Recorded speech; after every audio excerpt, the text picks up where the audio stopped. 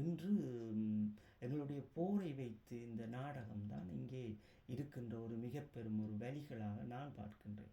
இப்போ நீங்கள் உதாரணமாக பார்த்தீங்கன்னா, நானும் இங்கே புலத்திற்கு வந்து 2 வருடங்கள் ஆகிறது. இப்போ இவ்வளவு கஷ்டத்தின் மத்தியில் இங்கே வந்து இந்த மண்ணோடு இந்த குளிரோடு நின்று போராடி ஒரு திருமணம் செய்து அல்லது திருமணமாகின மனைவியையும் குழந்தைகளையும் விட்டு இங்கே வந்த கணவர் இன்று ஒரு வயதான நிலைமையில் இருப்பினும் அவரை எடுத்து உதறி தள்ளிவிட்டு இன்னொருவோடு போவதும் அல்லது அதை சட்டப்படி அவர்கள் விவாகரத்து செய்துவிட்டு அதை பெருமைப்பாடுகிறதும் இந்த வழிகள் எல்லாம் என் இனத்திற்குள் தான் நடக்கிறது.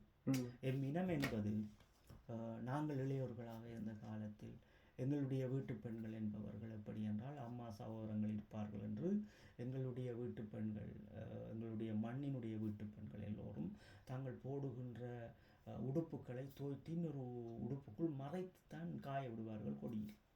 அவ்வளவு ஒரு பண்பு மித்தவர்கள் நாங்கள் ஈழத்தமிழர்கள். நான் சொல்லுகின்றது புரியும் என்று நினைக்கிறேன். அப்போ அப்படி ஒரு பண்பை கொண்ட எங்களுடைய ஈழத்தமிழர் என்று அதே அரைகுறை உறுப்போடு வெளியில் தெரிகின்றார்கள்.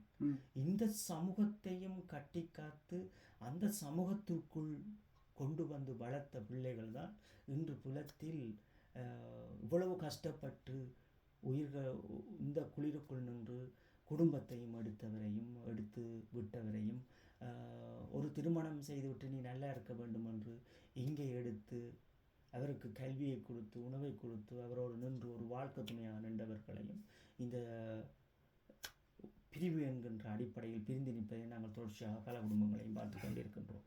அப்போ இனி வருகின்ற சமூகம் எப்படி வாழப்போகிறது அல்லது இதை நாங்கள் எப்படி மாற்றப் போகின்றோம் என்றால் எங்களுக்குள் இன்று ஈழத்தமிழர்களுக்குள் உண்மை இல்லை.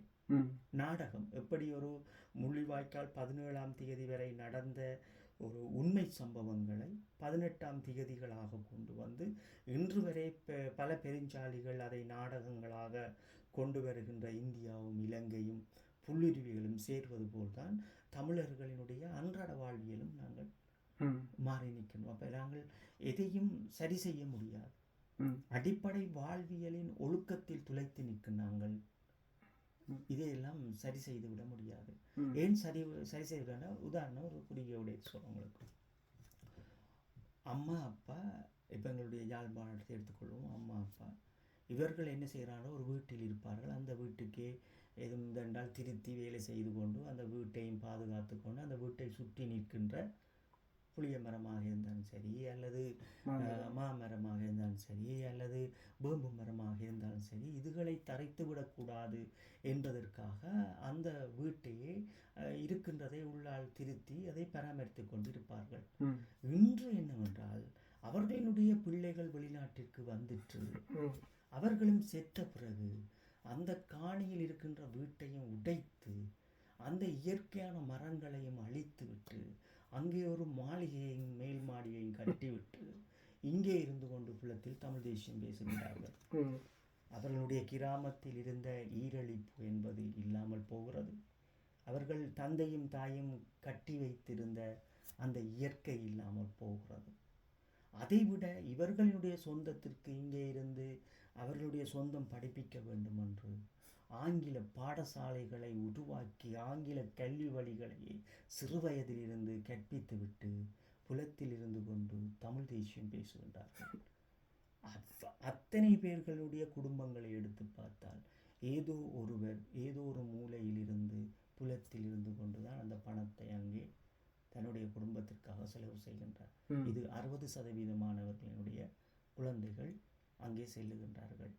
20% குழந்தைகள் தான் அங்கே ஒரு ஆசிரியர்களாக அல்லது வேறு ஏதும் ஒரு அரசாங்க ஊழியர்களாக இருந்து கொண்டு அந்த பணியையும் செய்கின்றார்கள். இப்போ நாங்கள் பார்க்கும்போது தான் ஒரு விடயம் தெளிவாக புரிகிறது என்னவென்றால் நாட்டை விட்டு வந்தவர்கள் அதற்கு பிறகு அவர்கள் செய்கின்ற செயல்பாடுகள் ஒன்றும் அவர்களுக்கு தெரியுதல்ல. நான் என்ன பிள்ளை விடுகின்றேன், என்னுடைய அம்மா அப்பா வாழ்ந்த வீடுகளை உடைத்து விட்டு அவர்களுக்கு கொடுத்த அந்த நிழலையும் அந்த குளிர்ச்சியையும் நான் அழித்து விட்டு